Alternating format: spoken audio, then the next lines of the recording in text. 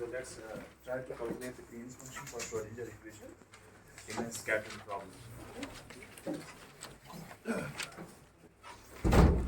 So last time in the last lecture, what we have seen how to calculate the Green's function for a simple differential equation, first order differential equation, or a differential operator kind of like this. How to calculate the Green's function for this kind of problem. And then we have calculated the Green's function for the Poisson equation. Okay. So the Green's function, what we will be calculating here, it is actually, we'll see it would be identical to the Green's function what we have calculated in the case of the Poisson equation. Okay.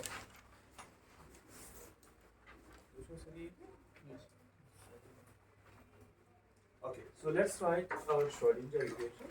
So let me rewrite the Schrodinger equation in this fashion. So it is twice m by h cross square via a square, it is equal twice m d by h cross square. Okay. So now here, what is the source? Okay, so in this case, what is the source?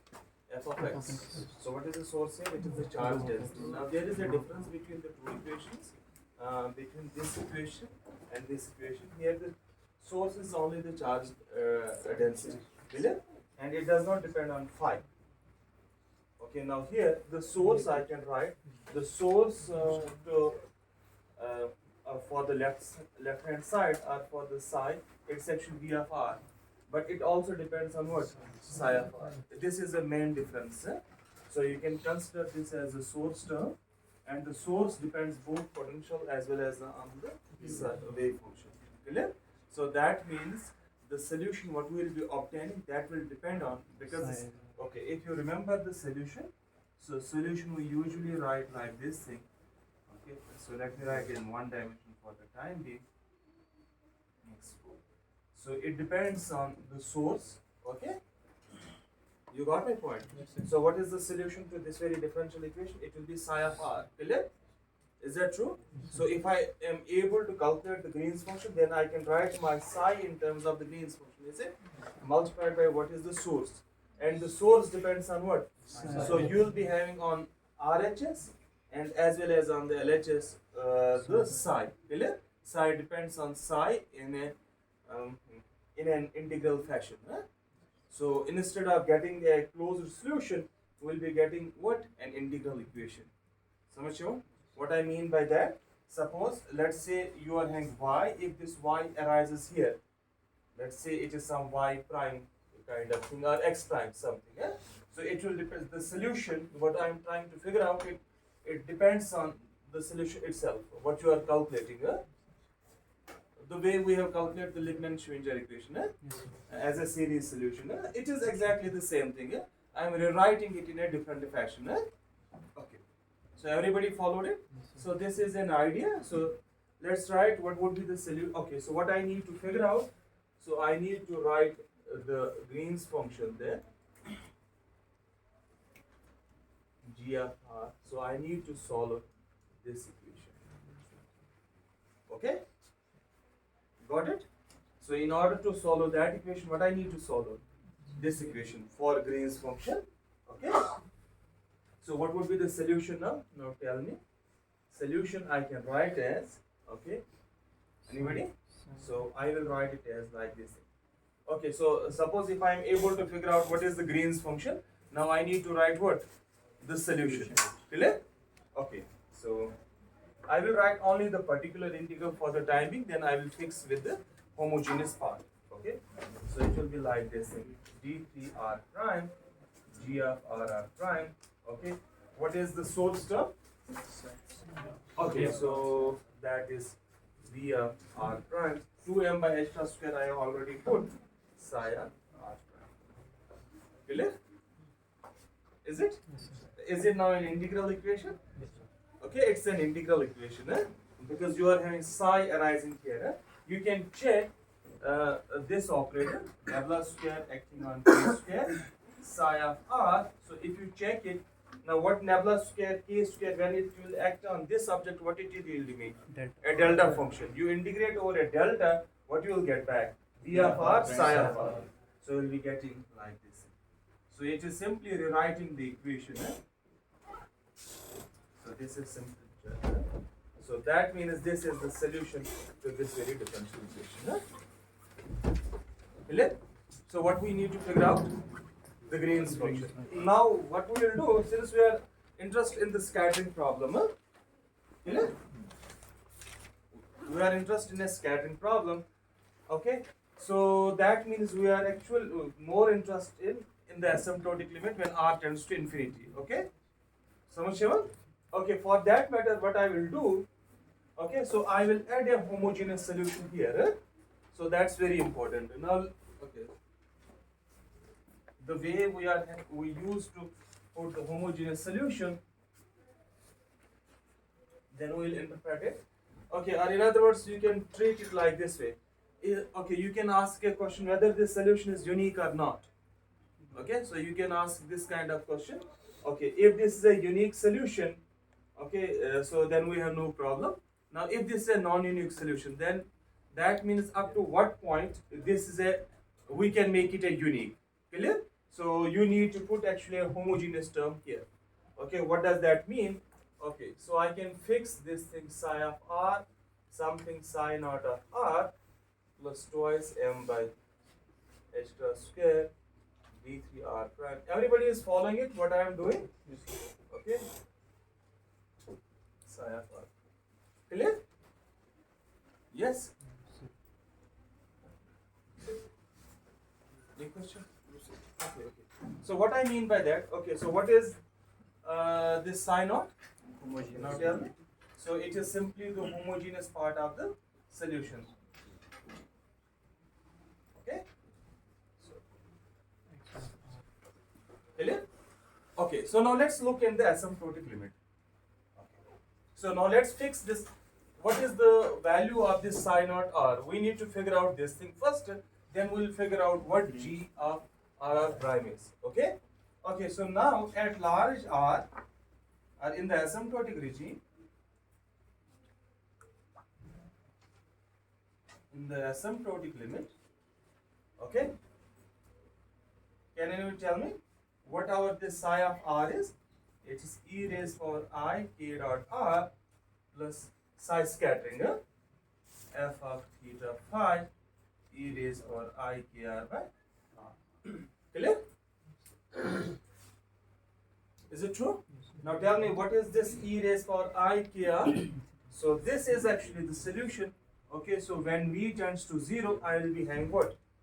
E raised power I k r. So when v tends to 0, my psi incident is equal to e raised power I k dot. So now let's fix this psi naught of r. Okay, so let's fix it. So how to fix it? Now if I take v tends to 0, okay, so what I will be getting? I will be getting only psi naught r. Okay, so if I take v tends to 0, what my psi of r is? E raised power I k r. So that means I can put this. Okay, so therefore we can fix psi naught of r in the limit v tends to 0. Okay, so which implies my psi naught of r is equal to e raised power I k dot. Okay, clear?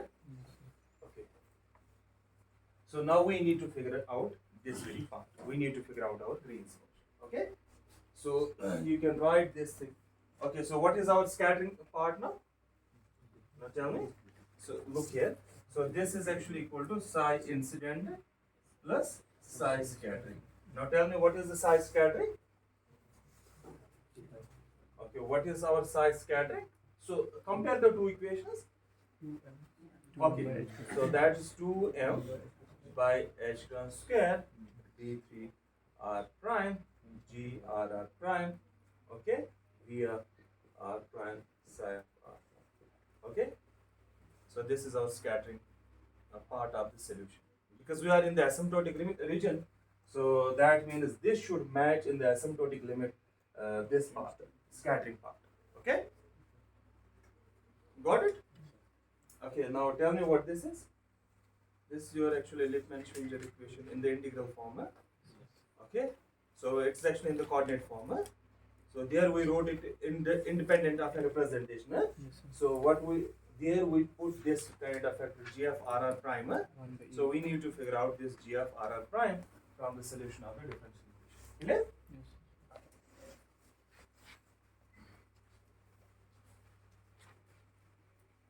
Okay, so let's go. Okay, let's try to figure out this g of r prime. So what is our equation? So we need to solve this kind of equation. So say, okay, I assume since there is a translational invariance, I assume this thing, yeah? Translational invariance. So it means g of r prime. It depends only on what? G of the difference between the two. Clear? So sure. The difference is always a translational invariant object. Eh? So let's say you put r. Okay, substitute. Take r to r plus a and r prime to some r plus a. Okay, by the same amount. Eh? Okay, so what you will be having? The difference will be independent. Eh? So it will be always r minus r prime. That means this will be a translational invariant object.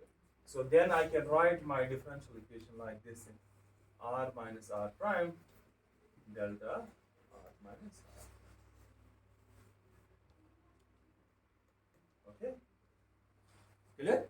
So now let's try to solve this. How to do it? And yes, what I am saying, I am taking actually translation invariance of the problem. What does that mean? Suppose if you are having a scattering region, okay. So let's say this is your scattering region. So the difference between the 2 points. So if you translate this object, this potential by some amount, let's say by some amount of a, what will happen to this difference? So it will remain same. It will remain unchanged.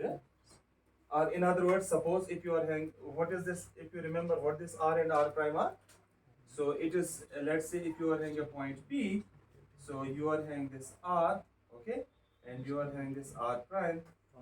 Okay, so this is your r minus r prime. Clear?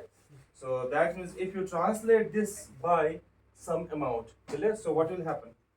So by the same amount, you translate your system by the same amount. Clear? Okay? There will be no change at all. Clear? This difference will remain fixed. Right? Okay?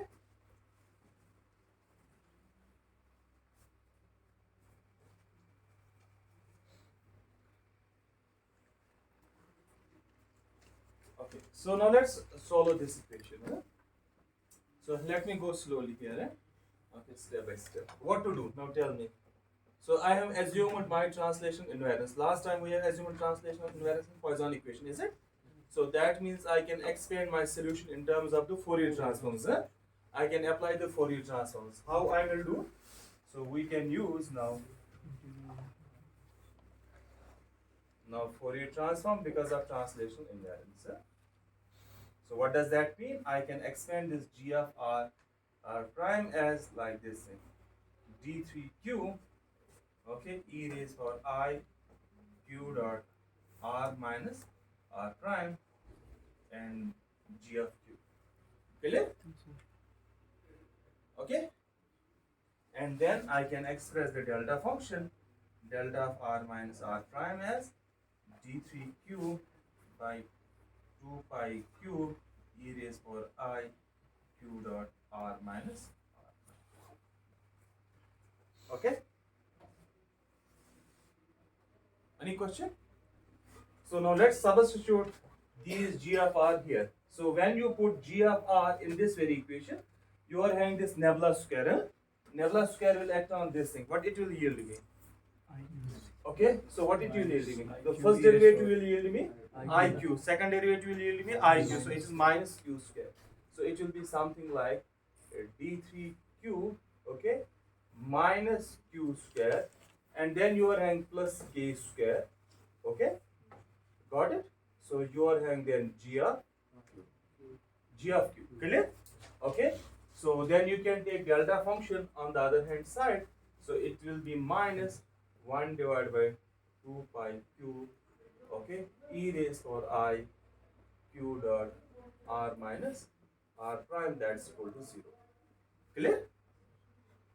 Got it? I have just rearranged the terms. Okay. So it means this object must be equal to 0. So it implies therefore g of q, it is equal to minus 1 divided by 2 pi q. Okay, 1 divided by q square minus k square. I have taken q this minus out, so it will be what? Q square minus k square plus this thing. That's why minus is here. Clear? So now what we have obtained? We have obtained Green's function in Fourier space. So this is our Green's function in Fourier space. But what we need to calculate? Green's function in coordinate space. Got it? Okay. So now let's look at the pole structure of this Green's function. Okay. So where are the poles? So poles are at q is equal to plus minus.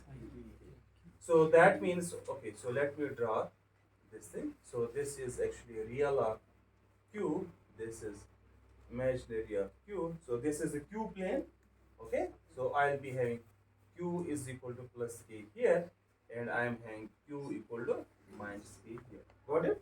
So I am having two poles here. Now, okay, so how to choose the contour? So in order to, since I will substitute it back in that very equation, let's say equation 1, okay, then I need to integrate it. Clear? So much here? Okay. Everybody is following it? Okay, so now the point is how we can choose the contour to solve this kind of problem. Okay, we need to choose the contour. Okay, so there are, the way you are choosing a contour will give you a kind of Green's function. So that means different kinds of contours will give you the different Green's functions. Samajh? So okay, so if you choose this kind of contour, so this I will leave as an assignment. Okay, so let's do this thing. So if you choose a contour like this thing, okay,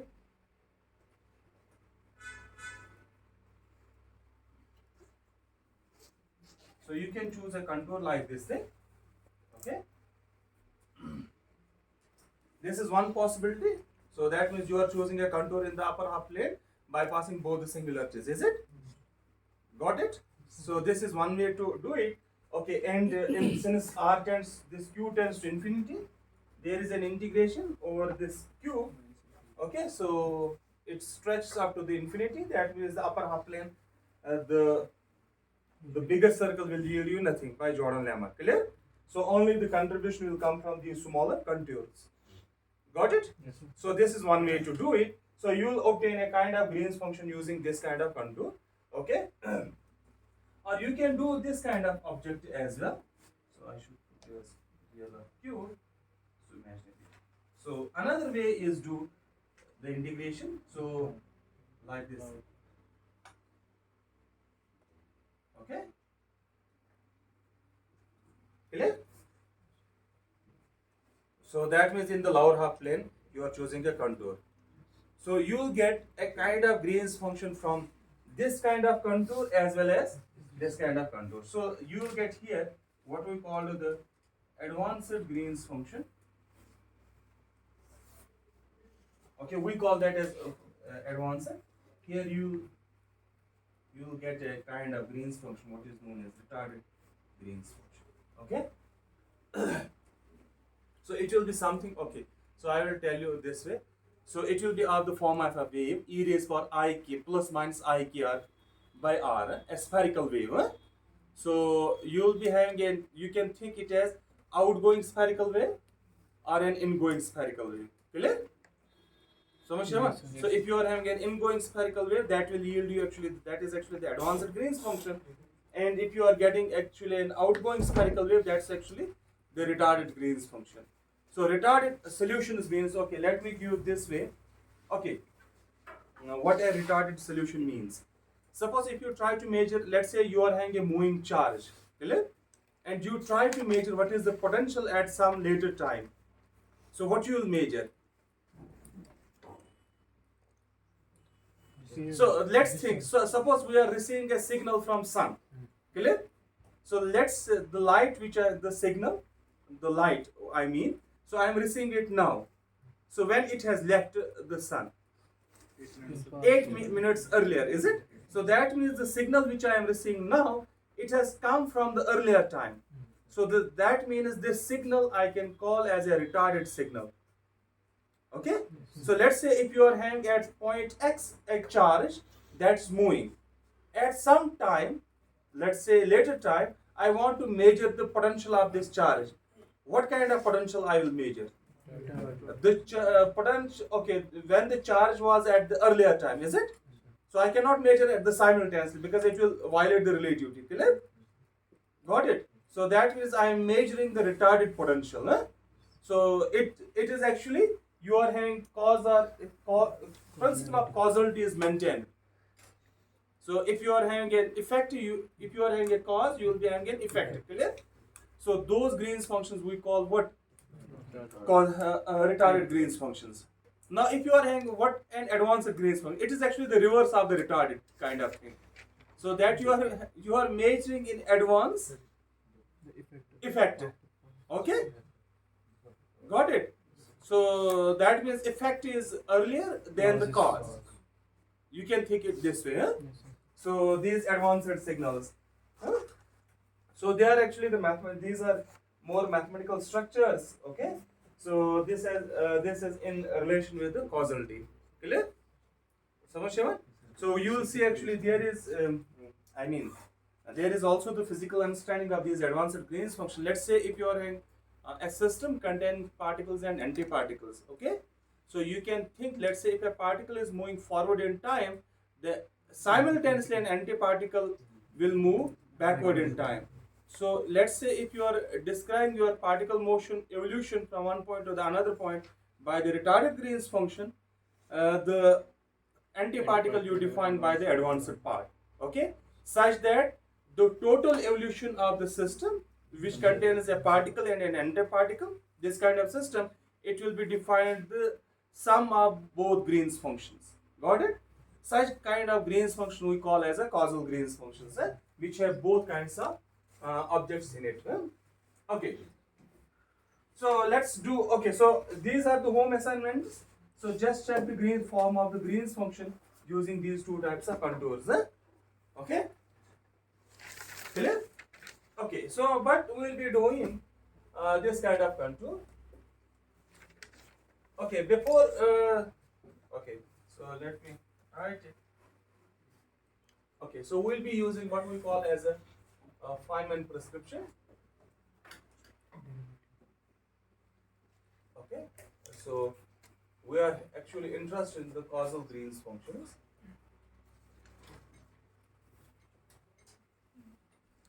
Okay, so the causal Green's functions are actually important to quantum mechanics. These are important for what?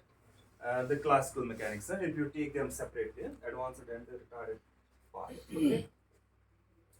Okay, so what I mean by that, so I will take this, okay, so let's complexify the roots of this Green's function like this.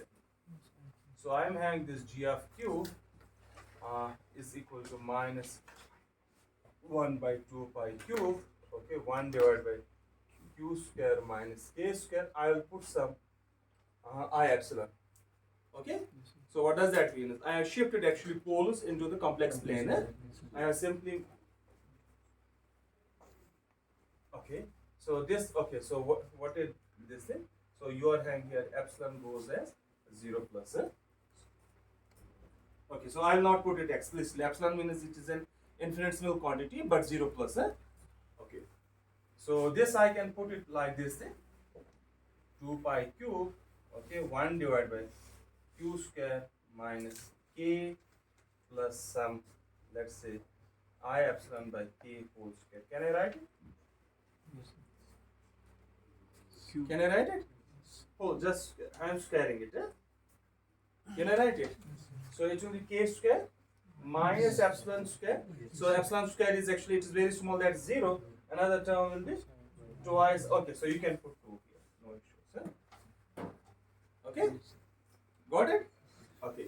So this object I can write it as, okay, so let's put it as approximately. So this I can put as minus 1 by 2 pi square cube 1 divided by q square plus k, sorry, minus k plus, let's say, I eta whole square. Clear? Okay, so eta is also, so it's a small quantity. Okay, so then we look at the contour, what we are doing there. So if you are having such situations when you are having poles on the real line, just put I epsilon, then check where the poles are shifted. So then we'll go to the plane, complex plane. So okay, now let's write it. Minus 1 by 2 pi q, okay, 1 divided by q minus k minus I eta, clear, then q plus k plus I eta.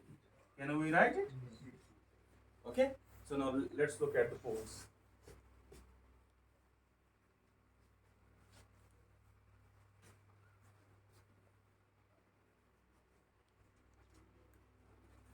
Okay, so where are the poles? Okay. So this is real of q, this is mesh of, so this is your q plane. So where are the poles? One pole is where? Q is equal to k plus. Okay, so this was the original pole. Huh?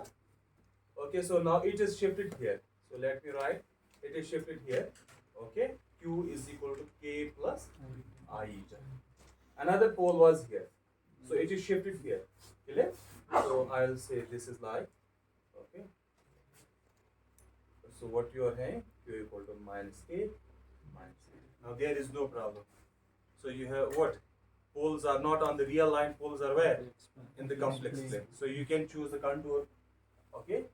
So you need to choose the contour now like this thing. Okay. Then you need to, or you can choose the contour like this. Got it? So much here? So you can choose this way and this way. Okay? So we call this as the Feynman prescription or the Feynman contours. Okay? Got it? So that means the contribution comes from both the poles simultaneously. Got it? समझ आया? So now everybody has followed it? Huh? Okay, so there is a story. I don't know whether it is correct or not. So it was fine. Okay, about this Feynman contour. It is one of my teachers. He told this story. Professor Rao is not there. Okay. So he told a story. Usually in American Army. So during the World War II. So I mean every citizen has to go for the military training. Okay, for the World War II. Clear? So when there was the selection physical tests, when it came to Feynman, Feynman was asked to show your hands. He used to show like this thing. Okay? So what does it mean? You are not got the joke. Okay. Q plus I. What? I. Imaginary pattern इसके साथ. Real. हाँ कहाँ पे real देना है? Real axis पे. कहाँ पे? ये cross is नहीं.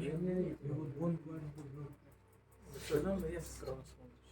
So what I am saying, we had poles on the real axis. So when you are in poles on the real axis, it's difficult to integrate. So you need to choose a suitable contour to solve that kind of problem. You cannot do integration on the real line. Okay? You cannot do integration on the real line. When you are having poles on the real line, you cannot do directly the integration. This is very complicated problem. Okay? I know you are doing actually directly assuming this thing, but physically you cannot do. Mathematically it's wrong. You cannot do directly on the integration if you are having poles on the real line. You cannot do it. Why? What is the reason? So if you are having a function e raised power some ix divided by x square minus a square, okay? So then you need to choose for the Jordan lemma to satisfy the integral should vanish on the bigger contour. Is it clear? So that means the numerator part should be a damping factor in that very contour, in that very region. Okay, so let's go to that. So it's like this. What is our g of r minus r prime? So it is something, okay, so minus 1 by 2 pi q. Okay, so let's go first to it. So it is d3q e raised for I q dot r minus r prime, okay, divided by q square minus k square. Is this the integral we are trying to solve? Okay, so we have to do the integration on the real line. Clear? Where are the poles? On the real line.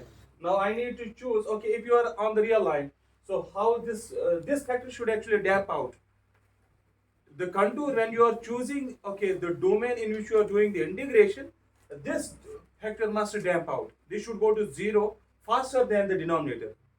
That is actually the crux of the Jordan lemma. Okay, so you have done that. Okay, forget. So let's write. So what I have done. So okay, so what I have done, I have to put what I epsilon prescription here. Clear? So it will be clear in a moment what I mean by that exactly. So let's first solve the angular part of this integration, because the integration is over q square. It does not depend on angle. So let me work out first the angular integration, then you will see what we are having. So what we get. So it is 0 to infinity gq q square. So then you will be having 2 pi coming from the phi integration. Then you are having 0 to pi d theta sine of theta e raised for I q r cosine of theta, where r is equal to magnitude of r minus r prime. Clear? So it is the magnitude of this thing. Okay, so what you are having here? So you are having q square minus k square plus I epsilon. Clear? Is it true? So this is d3q, so q square gq, and the integration over pi is 2 pi. Integration over theta is like this thing, because it depends on what? Theta. Okay, so what is the integration here? So let me put the, what is, it is sine kind of thing. So what is that integration?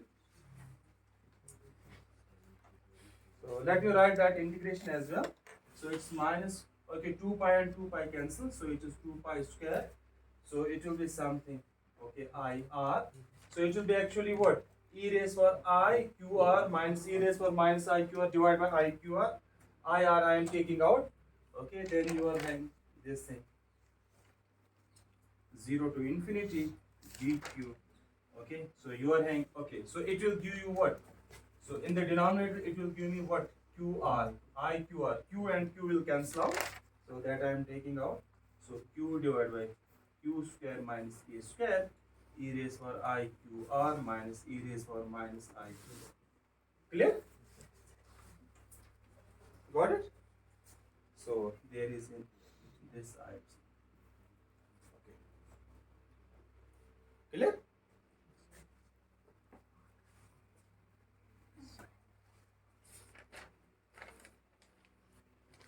Okay. So now let's look at the first integral. So it is 0 to q dq q this thing. Yes? So in the second integral, if I change q to minus q, okay, look here. So it is the first integral minus second integral. Clear? If I change q to minus q in this very case, what I will be getting? It will be e raised for I q. This minus will be absorbed. So it will be from minus infinity to 0. So you will be having now integration from where? Minus infinity to plus infinity. So you can write it like this: minus 1 by 2 pi square, okay, I r from minus infinity to plus infinity, okay, dq q divided by q square minus k square plus I epsilon e raised for I q r. Clear? So in the second case, what we have done? Second, okay, so here change q to minus. Clear? Okay, so now comes the point what I was saying. Look here. So you are having this as f of z. It is like this thing. Integration of minus infinity to plus infinity some f of x divided by let's say x square minus a square kind of thing. Where are the poles? Okay, so when you choose the poles, let's say x equal to minus a or x equal to plus a. So what you have to do? The magnitude of this thing, it should vanish faster when you take x tends to infinity than the denominator. Clear? So that means this must be a damping object. Got it? Now look here. So is this a damping object? Let's say r tends to infinity. If I take r tends to infinity, it is not a damping object. What it is? It's an oscillatory object. What I do now? What I do now? No. Tell me what I do now. So in order to make this damping, forget about this epsilon here. So in order to make this damping, what I need to do? So either you put like this thing, minus eta, let's say r. Clear? While eta is a positive coordinate, take eta tends to 0 at the end. Clear? So much on? Now is this a damping factor? When r tends to 0, when r tends to infinity, then this will damp out. Clear? So in order to make this damp out faster than this object, what we do? You just shift the poles to where? Complex plane. You complexify the poles. Otherwise, you will not be able to do the integration. There is no way to do this kind of integration. Okay? It's very non-trivial integral. Huh? Okay? So everybody has followed it? Okay. So let me give you an idea of the Jordan lemma. Let's say if you are having poles on the real line. Let's say you are having one pole here on the real axis. How you choose a contour? You choose a contour, a simple contour like this thing, and then close it. So this is, let's say, minus r. This is plus r. Let's say this is minus epsilon. This is plus epsilon. Let's call this as some small, and let's call this as a gamma, this contour.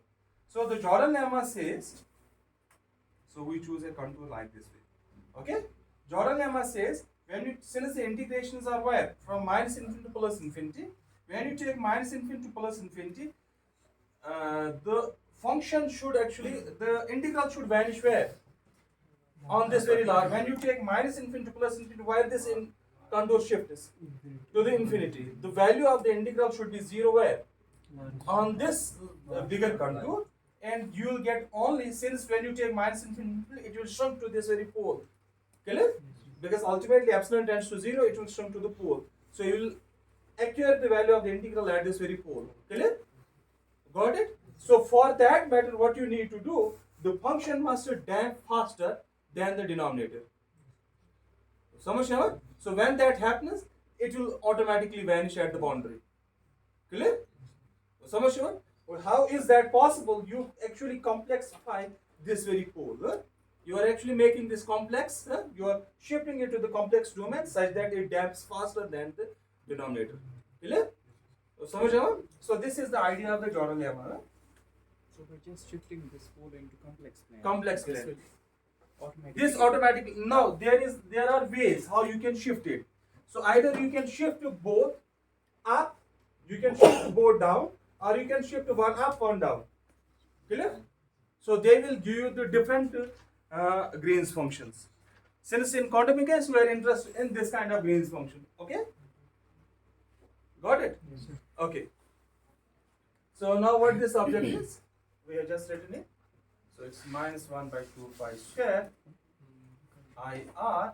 Okay? It's minus infinity to plus infinity dq. Q e raised for I q r divided by q minus a minus I eta into s q plus a plus I eta. Clear? Got it? Now what is the, tell me, now what is the value of the integral? It's 2 pi r, sum of residues. So you take one of the residues. Okay? So it is something minus 1 by 2 pi square. Okay, I r 2 pi I sum of residues. How is that? So it is limit of how you calculate the residue. So it is like this thing. When you calculate simple, since I am having a simple pole, it is z tends to z naught, z minus z naught. Okay. So then you are having what? Let's say f of z divided by this thing, z minus. Okay. Some z square minus e square. Yeah? Okay. So if you are, I am taking z square minus a square deliberately here. Or simply you are taking f of z. So this is the residue. You take f of z complete. So what it will be? Now tell me. So it will be q tends to. So take the upper one. What that will be? K plus I eta. Okay. Now tell me. So it is q. Okay, z minus z naught. So it's q minus k minus I eta. Okay, then you are having this q e raised power I and qr divided by this thing q minus k minus I eta into q plus k plus I eta. Clear? So now take the limit. So what you will get? Minus 1 by 2 pi square. Okay, I r. Okay, so then you are having 2 pi I. So this object cancels with this thing. And what you are having? K plus I eta e raised power I. Now you see what have we got the damping factor? Now it's I into I is minus eta r. What I was saying, it's a damping factor. Okay, so what you are getting twice K plus I eta. Okay, so this object to this object cancels. What you are having ultimately?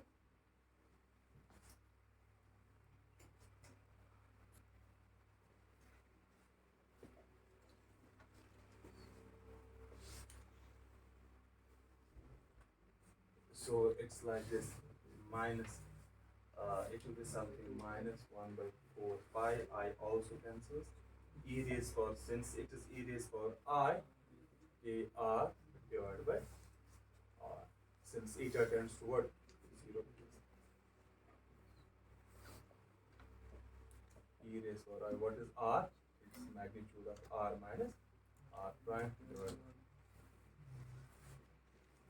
Okay? Got it? समझ आया? Clear? Okay, so you can put, since here is a magnitude of this thing. Look here, it involves both. You can put this Green's function this way. G of r minus r prime. You can put it like this. Let's say r is greater than r prime. Clear? Let's say r is greater than r prime. What you will get? So it will be simply r minus r prime. So I'll put, let's say, r minus r prime. What you will get? This. So minus 1 by 4 pi e raised power I r minus r prime divided by r minus r prime. Okay, so this is not a vector, this is a magnitude. So समझ आया? Yes, sir. So let me write it. Okay, then you are having if r prime is greater than r, so you will be having minus 1 by 4 pi e raised power minus I k r prime minus r divided by r prime minus. Clear? Can you put it this way? Huh? Can you put it this way? Huh?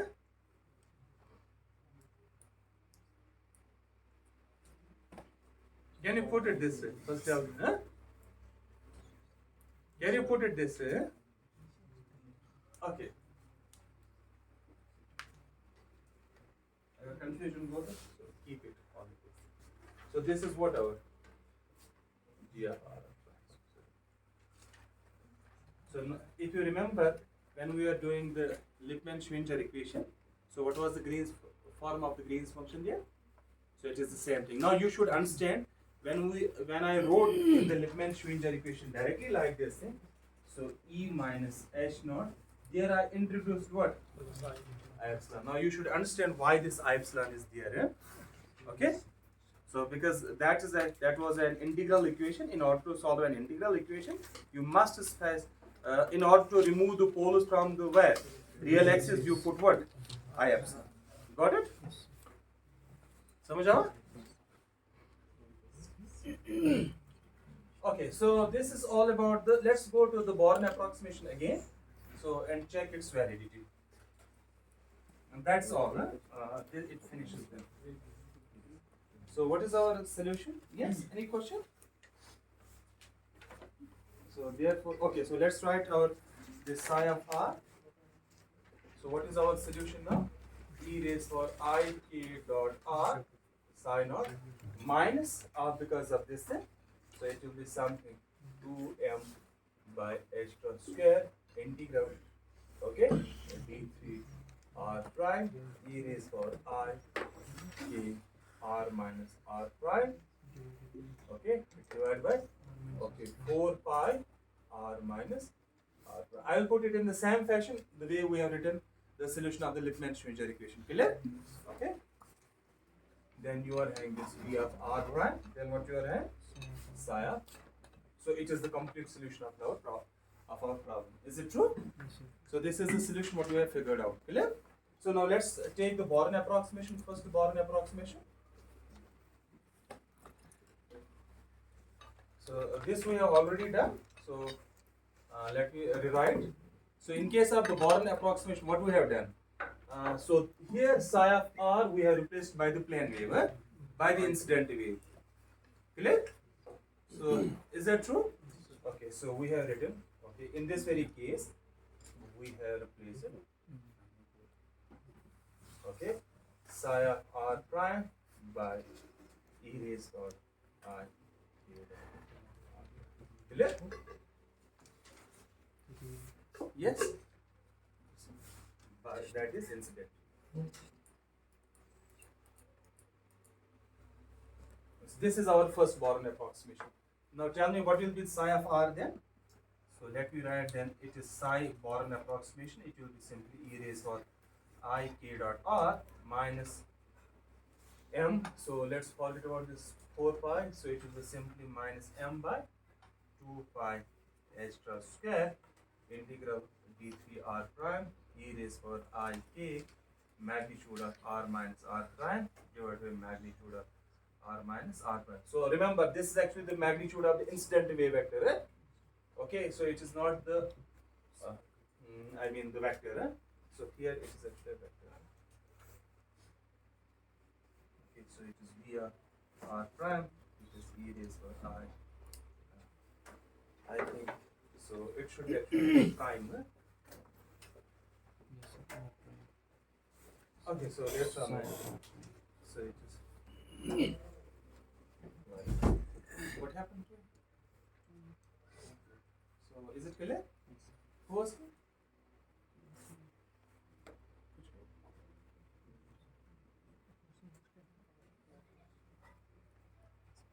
What is his role number?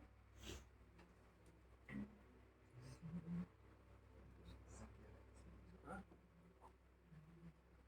What happened? It should not like this in history. Okay, forget. So now this is our Born approximation. Now let's check when it is valid. Huh? So is it clear? Huh? So this we have already obtained. Huh? Okay, here what you have to do. So in order for you to be at, let's say, at far off position from the scatter, so then you approximate it by a certain value. Huh? So it will be approximately equal to what? By r prime. Huh? So then you will get actually e raised to I k r by r. Huh? That I have done already. Huh? I will not do that again. So now when this is valid. Okay, so what this object is? First tell me what this is. This is our scattering wave function. Let's say depending on r. Clear? Because r prime is integrated out. Okay, so now if let's take the region where the potential is strong. Clear? So since I am constraining, okay, so let's take the point of the potential where the potential is very strong. Clear? So in that case, what will be the value of this psi scattering in the first Born approximation? It should be very small. Clear? I mean, the magnitude of this psi should be small at the points where there is strong influence of the potential. Huh? Got it? Because is it clear? Why? The reason being, we are actually replacing here psi of r prime by what? Plane wave. When you are having a plane wave, that means the initial wave has not distorted so much. It means the influence of the potential on that very wave is small. Clear? So in other words, the magnitude of this object in the regions where the potential is very strong should be small. Clear? So where the potential is strong. Where the potential is, let's take r equal to 0. So that means center of the potential should have strong influence. Okay? Okay? Okay, in the region, okay, let me write it. In the regions of strong potential, we must have what? Magnitude of psi squared, right? Yes. Okay, so this should be smaller than 1. Okay, so it should be, I mean, what? So that means, what is it? Huh? Huh?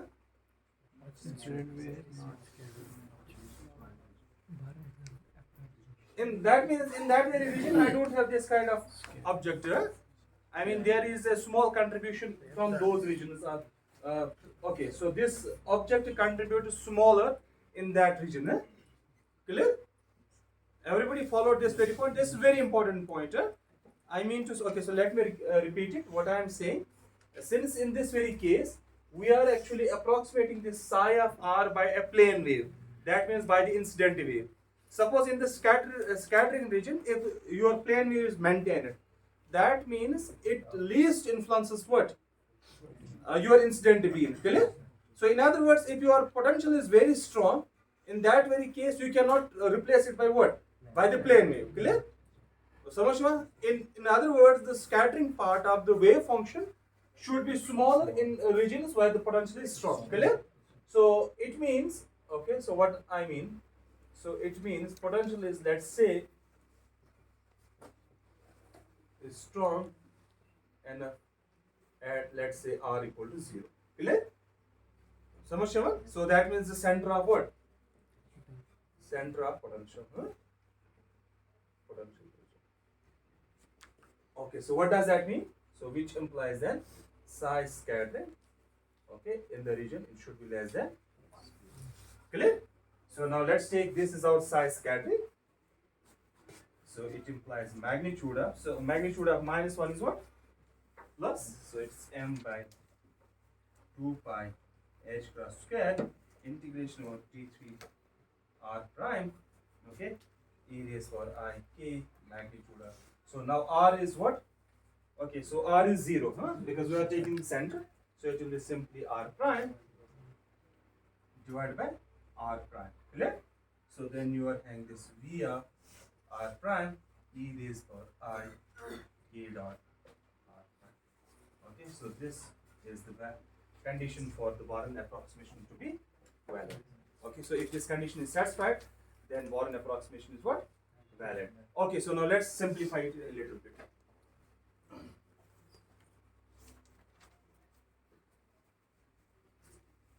Okay, let's simplify it. Okay, so you can integrate it, or let's say, so forget about this very term. So it does not depend on angle, this very term. This depends on what? Angle. So now we have, you evaluate this thing.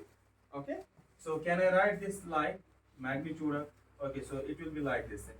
H cross square 0 to infinity, let me write it quickly, r prime square dr prime, then integration over 0 to pi d theta sine of theta, okay, then 0 to 2 pi d phi e raised power I k r prime by r prime v of r prime e raised power I. This k I can write k r prime cosine of.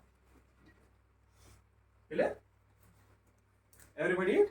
Okay, so you can integrate over phi, that will give 2 pi. Integrate over sine theta, that cosine of theta exponential, you will get some value. Clear? So this we have been doing all along, this kind of integral. So it implies, so this object. Okay, so you can take now m like this, it will be something 2m by h cross square k magnitude of 0 to infinity, okay, dr prime e raised power I k r prime, the first term, okay. Okay, so this r prime will cancel with this thing, so it will be only, so you are having the v of r prime sine of k r prime magnitude, which should be 1. Okay, clear? This is simply sine. Now look here, this integral we have been doing, it is simply what? E raised power I k r prime minus e raised power minus I k r prime divided by twice I k r. So you should be able to understand. So one r prime comes from here in the denominator, one is here. So that will cancel with this thing. and there is 1 by k, I k coming down. Magnitude of I is 1, k will come out. Okay, 2 pi comes from here. Okay, 2 pi will cancel out. Okay, so because you are putting it as a sign, you have to divide by 2 and multiply by 2. That's why you are having 2 here. Yeah? 2m by extra square k. Clear? Okay, so let's look at, so this is a very general condition. So whether you are having a high energy scattering or low energy scattering, it's quite general. Now let's take me the low energy case. Okay, what does that mean? What is the low energy?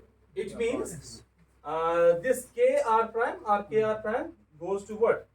0. That means it's very small. Clear? Because what k gives me? K is actually root of twice me by extra square. So when I'm taking low energy scattering, that means this object must go to 0. Or it should be very small. In that case, what happens to the sign kr prime? Sign of kr prime is approximately equal to that kr prime. Clear? Okay. So now what about this thing? E raised for I kr prime. So it is approximately equal to 1 because kr prime is smaller. Got it? So now tell me. So which implies then 2m by extra square k by, so it is 0 to infinity dr prime. So it will be simply vr prime. What is sin kr? So it is simply kr prime. So it should be less than 1. So now this k cancels with this k. Clear? So now look here what you are having integral over 0 to infinity vr. So this, if this integral converges, okay, so then this is a valid. So otherwise it is not a valid condition. So it means this v of r must be having a finite range. So now let me assume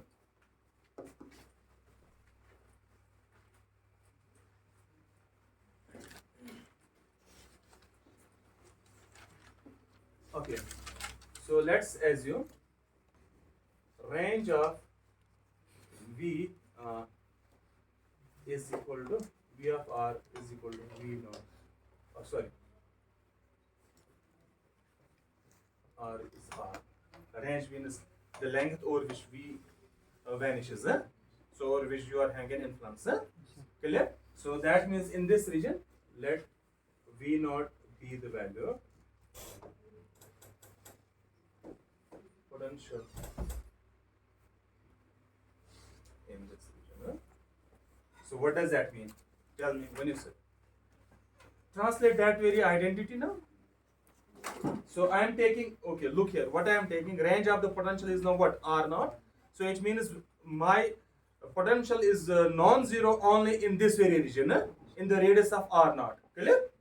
So what will happen to this integral? So it will be 0 to R naught. Okay, so which implies that, so I am having 2m by extras magnitude of 0 to R naught dr prime. What is the value of potential? V naught. So that will be simply V naught. Then what you are having here? R naught. So that should be less than 1. So V naught will come out. R naught will also come out. So it is twice m by extras V naught R naught. Now what is the integration of dr? So it is R. So it will be simply R naught. So it is R naught square. Let me put a magnitude here. So it's less than. So this is the condition for Born approximation to be valid at low energies. Okay, if the range of the potential is R naught and its value in that region is V naught. Okay, so this condition must be satisfied. Okay, for low energy scattering. Okay, in Born approximation. Clear? Okay, so now if I look at the high energy case, so we are done. So we are almost done. Just another condition. How much time is remaining? What's 10? What's 10:50? Okay, so look at this thing. Okay, so this is last thing. So high energy case. Okay, in high energy case, what does that mean? Kr prime tends to infinity. Now this is a very tricky thing. So when Kr tends to infinity, so this is an oscillating term. This will oscillate fast. Clear? So it means if this is oscillating fast, so it will average out to 0. Clear? When you are having an oscillatory term which is oscillating fast, its average value is what? 0. Clear? and the same thing will happen sin because it's a oscillated term. Now there will be one value of r, okay, here r prime, when this you'll pick up a finite value. So if I put, let's say if r prime is equal to 1 by k, let's say, okay, so only one value of r prime is equal to 1 by k, we have a finite value. Is that true? So because when you are having r prime, then you will be at those values of r prime, it will not oscillate. So that means kr prime is 1 in that case, approximately. So in that case, these are not oscillating. Everybody, this is a very tricky point. So if you have to pick out the one value out of this very integral, that means this r prime must be inversely proportional to what? K. So in other words, kr prime must be approximately equal to 1. So only for those values, this will not be oscillating. For rest values of r prime, it will be oscillating, or rest values of k, it will be oscillating. Clear? So then tell me what will happen to the integral? No, it will be 0 to, instead of infinity, it will be 1 by k. Because only up to that very values of k, sorry, r prime, it will be having a non-zero value. Okay? So it implies then I will be having 2m by extra square k, magnitude of 0 to 1 by k, okay, dr prime, okay, e raised for I kr prime dr r prime.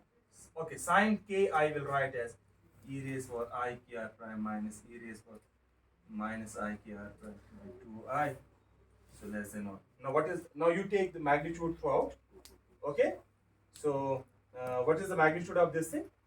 For these very values, it is actually equal to 1. What will be for this thing? Okay, so now can anyone tell me? So it is actually approximately equal to 2m by extra square k. So it will be simply magnitude. Okay, so let's take the range again. So I'll be having magnitude of v naught. Okay, then you will be getting 1 by k here. Okay, and you will be getting 2 here. So that should be less than. Okay. So in other words, okay, take the, okay, I will tell you, take the magnitude throughout this thing, throughout it. What is the magnitude of this thing? It will be 1. What is the magnitude of this thing? It will be again 1. So what will be the magnitude of this thing? Okay, it is v naught. Clear? Samajh aa? Okay. So everybody got it? So this is actually the condition. So you can multiply r naught on both sides. So you will be having like this thing, m by extra square v naught r naught square less than k r naught. I am multiplying here r naught on both sides. So this is the Born condition for what? High energy scattering, validity. Okay, so these will be the home assignments at the end. So calculate scattering cross section for if your potential is actually equal to v naught r less than a, 0 r greater than a, using Born approximation. And this is 1, this is second. The Gaussian potential v naught e raised to minus r square by r naught square. Okay. So calculate scattering cross section using the first Born approximation. Okay. So this finishes our. Okay.